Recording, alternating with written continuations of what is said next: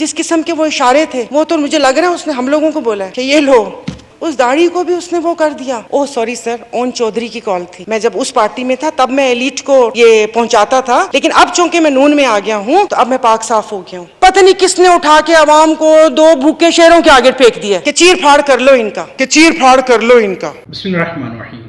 نہیں، سارا بانو کا دھلائی کرنے کا، کسی کو آئینہ دکھانے کا اپنا ہی انداز ہے۔ اس چھوٹی سی ویڈیو میں سائرہ بانو نے پوری پاکستان مسلم نواز کو، خصوصاً نواز شریف کو، شہباز شریف کو اور عطا تارڑ کو جو ہے آئینہ دکھا دیا ہے، خوب قسم کی دھلائی کر دی ہے۔ یہ ویڈیو مکمل دیکھیے گا اور کمنٹس میں اپنی رائے کا اظہار بھی ضرور کیجیے گا۔ تصویر سوشل میڈیا پہ دیکھی ہوگی ان کے کہ مطلب آپ ایک جو سنت نبی صلی اللہ علیہ وسلم، اس داڑھی کو بھی اس نے وہ کر دیا، جس قسم کے وہ اشارے تھے وہ تو مجھے لگ رہا ہے اس نے ہم لوگوں کو بولا ہے کہ یہ لو، تم لوگوں کی یہ حیثیت ہے، سب پورے ملک کو بولا ہے۔ میں عطا تارڑ کی بات کر رہی ہوں، عطا تارڑ کی بات کر رہی ہوں۔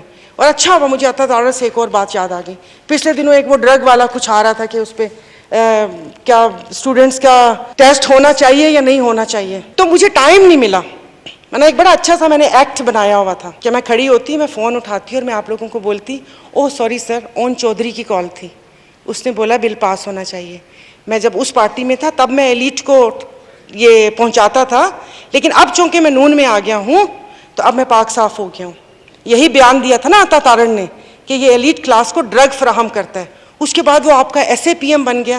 میں عوام میں پوچھتی کیوں؟ کیا اس نے کہیں سے سرٹیفکیٹ لیا تھا؟ کیا اس کو کریکٹر سرٹیفکیٹ ملا تھا؟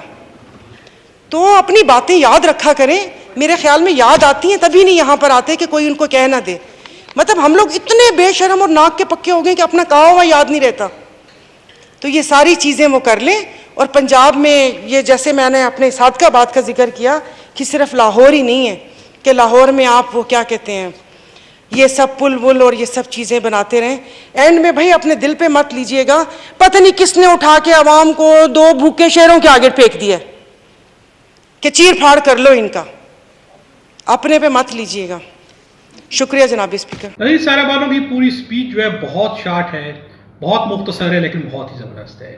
اگر کسی کو آئینہ دکھایا جانا ہو اور کوئی آئینہ دیکھنا چاہے تو یہ سپیچ جو ہے بہت ہی زبردست ہے۔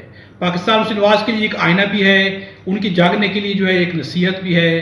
پاکستان کو، پوری قوم کو نہ جانے کس نے اٹھا کے دو بھوکے شیروں کے آگے پھینک دیا ہے تاکہ ان کو جو ہے چیر پھاڑ دیا جائے۔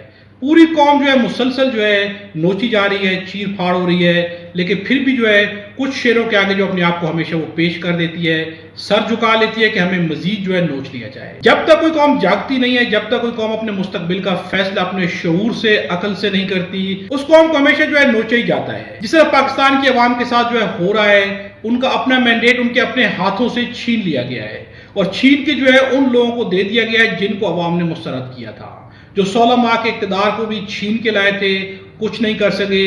پھر عوام نے ان کو مسترد کیا، پھر عوام کا مینڈیٹ چھین کے انہی کے حوالے کر دیا گیا اور قوم کو دکھا دیا گیا کہ آپ کی کوئی حیثیت نہیں ہے، آپ نے ان کو مسترد کیا تو ہم آپ کے مینڈیٹ کو مسترد کر دیتے ہیں۔ قوم کو دھتکار دیا گیا ہے۔ یہ قوم جب تک جاگے گی نہیں، اپنا حق جب تک یہ مانگے گی نہیں، اس سے حق نہیں ملے گا۔ سائرہ بانو کی باتیں جو ہے ہمیشہ بہت ہی زبردست ہوتی ہے۔ ان باتوں پہ جو ہے کمنٹس پہ اپنی رائے کا اظہار ضرور کیجیے گا۔ جب تک کوئی قوم جاگتی نہیں ہے، جب تک کوئی قوم اپنے حق کے لیے آواز بلند نہیں کرتی ہے، پوری دنیا میں دیکھا گیا ہے کہ اسے حق نہیں ملتا۔ اپنی رائے کا اظہار جو ہے کمنٹس پہ ضرور کیجیے گا۔